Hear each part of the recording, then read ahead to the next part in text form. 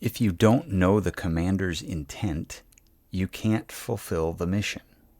You might do a bunch of stuff that looks good tactically, and that might impress some people, but it won't get the job done because you don't really know what the job is in the first place. This is the Extreme Stewardship Podcast, where we explore anything and everything that gets us better at making things good and good at making things better. Up to this point, I've been talking about some fundamental pieces of human existence. Work, because God made us to improve His creation. Rest, because God also made us to enjoy His creation. And leadership, because God invites us not only to work and rest, but to equip and encourage other people to do the same. In this next series, I'm going to aim at something that's a little bit more directly related to my work, my form of improving creation. When we work as He designed us to work, we feel His pleasure. It's like if a hammer had feelings, it would love pounding nails because that's what it was made to do.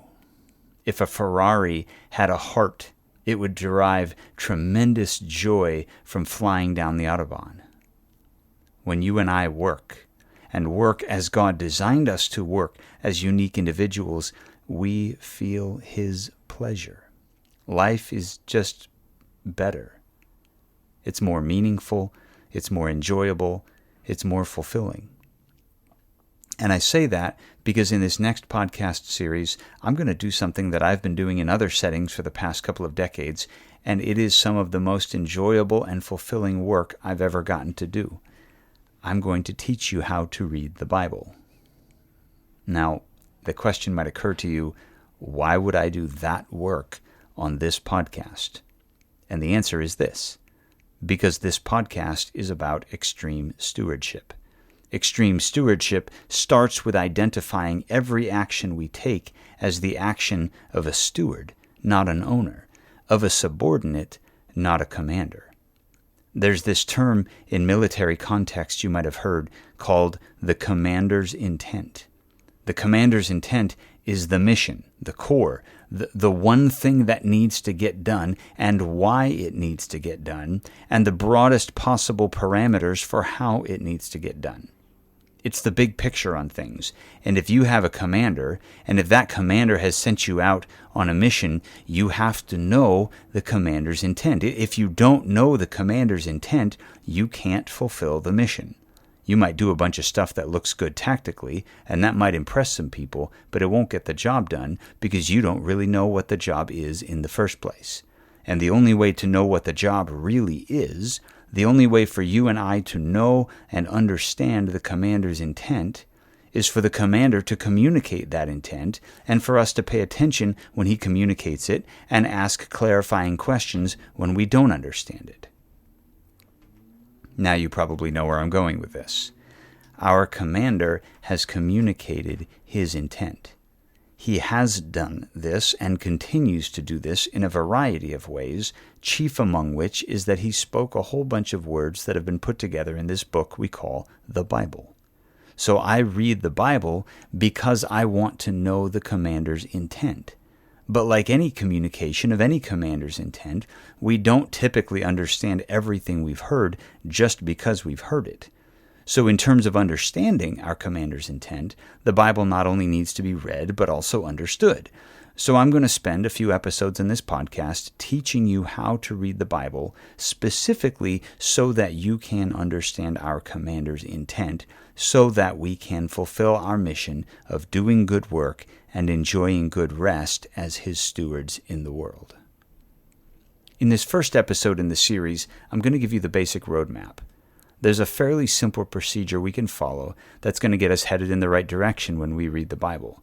That doesn't mean we always come up with the right answer the first time. It doesn't mean reading the Bible becomes formulaic, so if we all take the same steps, we all arrive at the same conclusion every time.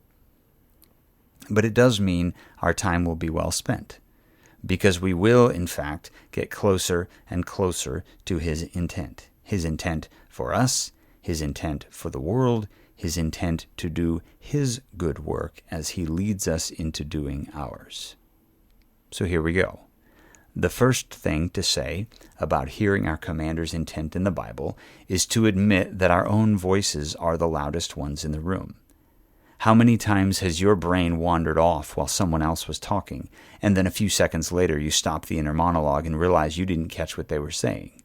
How many times have you told someone something, only to watch them turn around and act as though you'd said something completely different? And then you realized they didn't hear you at all. Your lips were moving, but the only sound in their heads was the one already bouncing around the echo chamber. You've seen this in Bible study context too. I feel like the text means to me not helpful, right? Communication doesn't work like that. It doesn't work like that in a family. It doesn't work like that in an organization. And it doesn't work like that when we are supposed to be hearing God speak in the Bible. We have to actually listen to what's being said. So that's step one. Step two. Even if my ears are open and my mouth is closed, and I really am trying to hear my commander's intent rather than my intent, there's another problem. The problem, or at least the way the problem manifests itself in the context of studying the Bible, is that I think I already know what's being said, and so I don't really listen. The more familiar a portion of the Bible is, the more likely I'll look at it, but only see the things I've always seen, whether or not they're really there. Some of us do this in conversation. I know I have this habit. I'm listening to someone, and I think I know where they're going, and so my brain fills in the rest of the sentence or the rest of the thought. And sometimes I'm right. Sometimes I'm wrong. Sometimes I miss completely the direction they were going. If I think I know what a person is going to say before they say it, I'm running the risk of not actually hearing them. In one of my classes, I give a 5-question quiz on the David and Goliath story. It's not deep or technical. It's not even interpretive. It's just basic information about what happened. And the average score, from students who have heard this story about David and Goliath 100 times, the average score is a 2 out of 5. After we've graded the quizzes, I ask them to pull out their Bibles, turn to 1 Samuel 17, and read the story, looking for the right answers to those 5 questions. So they do that. Then I give them another 5-question quiz, 5 different questions on the same story. Same deal. Basic data points, nothing terribly complicated. Same results. The average score, 2 out of 5. They've just read the story 30 seconds before I give them a quiz, and they have in their brains at this point that they don't know the story as well as they thought they did, and they still fail the quiz. The problem is that we find what we're looking for. I've done this exercise where I even let them read the story once before the first quiz, and it has very little effect on the average grade. We read already knowing what we're going to find, and we find it, whether that being in the form of seeing the details we already knew or finding answers to the very specific questions that we came with. This is how our brains work. That's the problem. Well, what's the solution?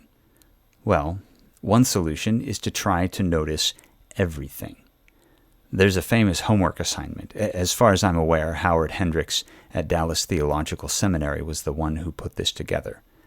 Hendricks would assign a single verse, Acts chapter 1, verse 8. And students had to write 50 observations about that verse, 50 different things we noticed in that verse. And so we'd come back to class with our list of 50 things about Acts 1:8. And he would say, oh, okay, now go find 50 more. 50 more different observations, 50 more things we noticed in Acts chapter 1, verse 8. And this would just keep going until no one could find anything else to put on their list.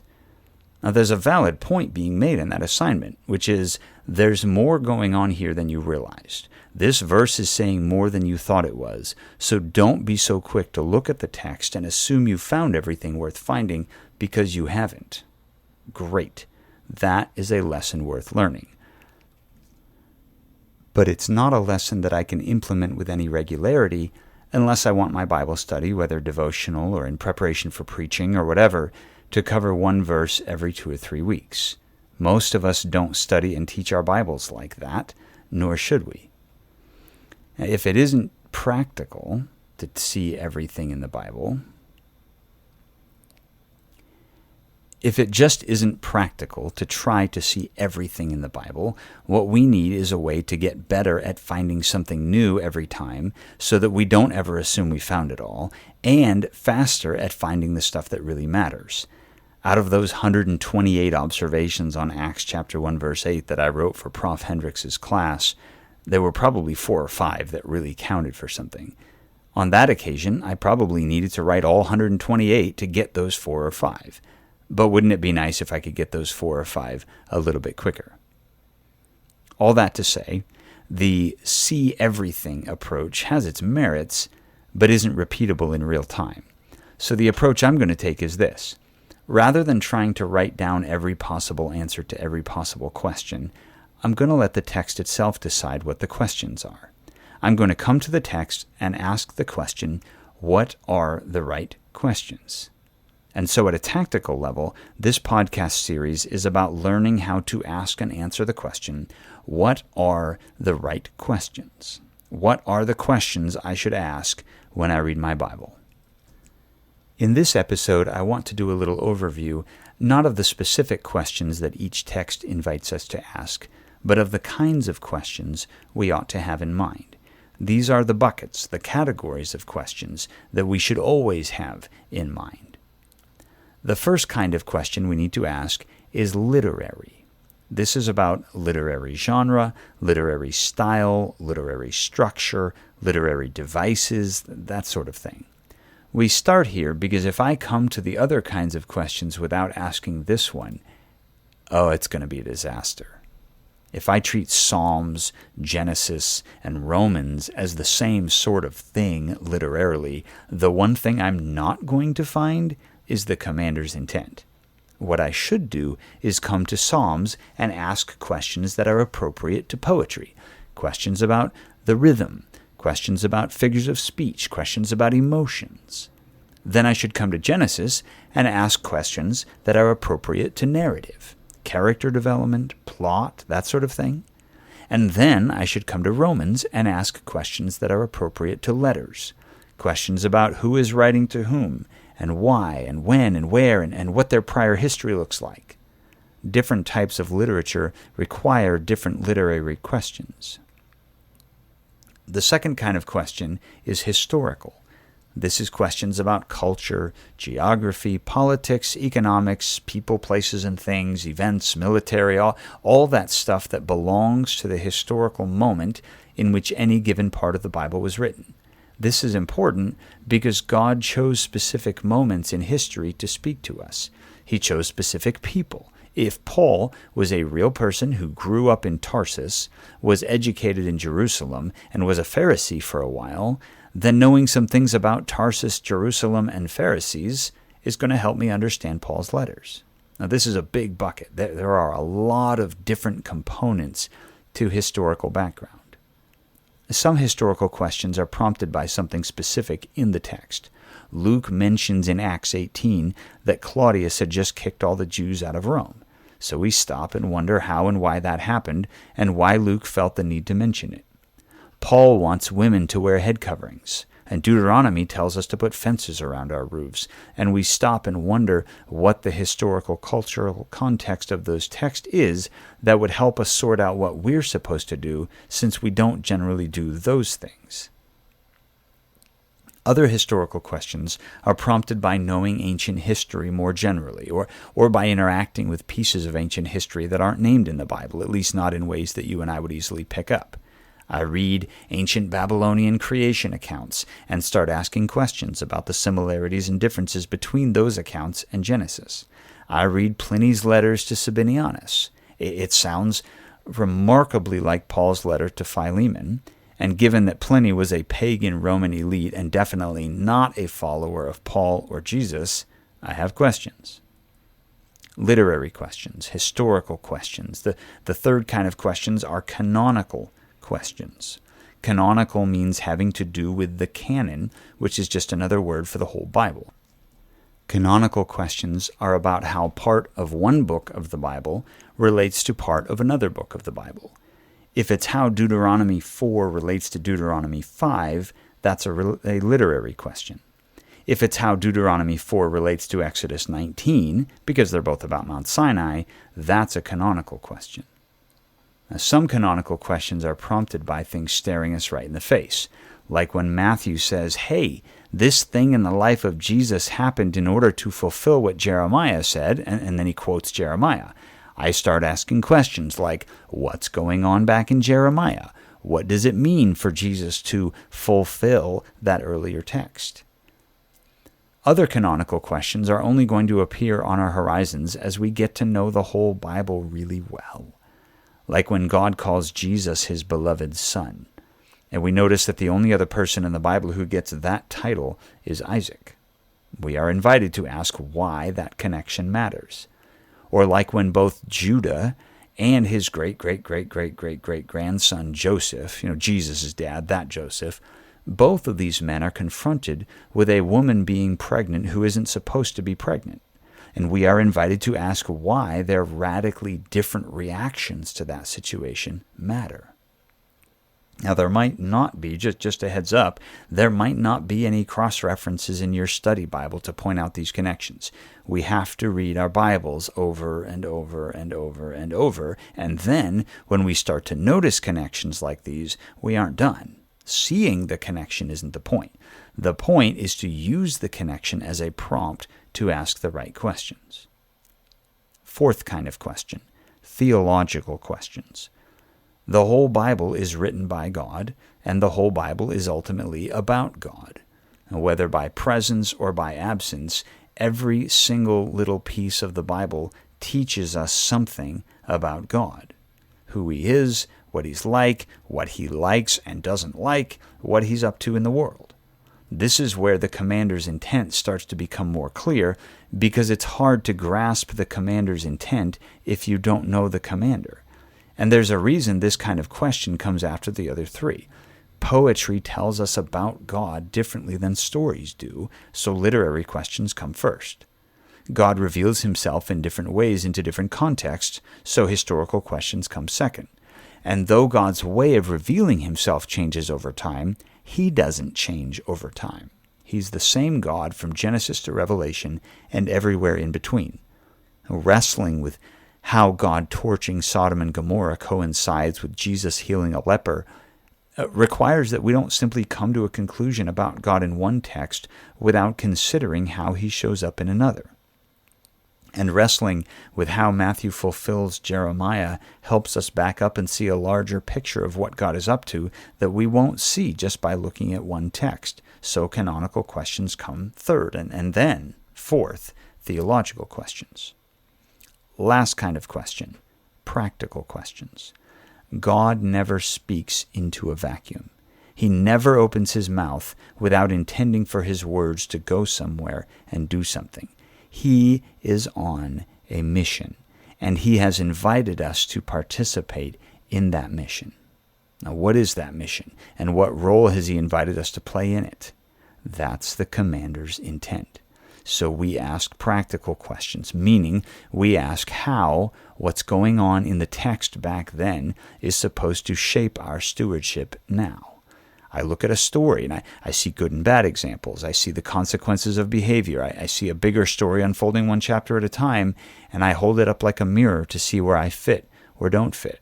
I read a psalm and I ask whether I could or should be saying those same sorts of things to God, and so on and so forth. Literary questions first, then historical questions, canonical questions, theological questions, and finally practical questions. This is the process I'm going to follow in these next several episodes, taking one text at a time, walking through the different kinds of questions, and hopefully helping you in your stewardship by teaching you how to identify and carry out your commander's intent. Hey, thanks for listening to the Extreme Stewardship Podcast. There are a couple of things going on besides this podcast we want you to know about.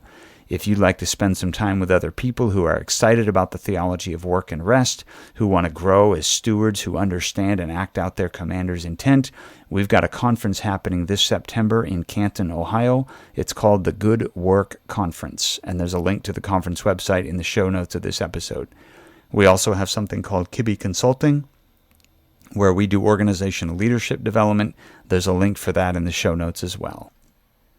My name is Michael Kibbe, and I teach Bible and theology at Great Northern University in Spokane, Washington. And my behind-the-scenes partner in putting this podcast together is my brother, Ben Kibbe. Our editor-in-chief is Liam Olmsted.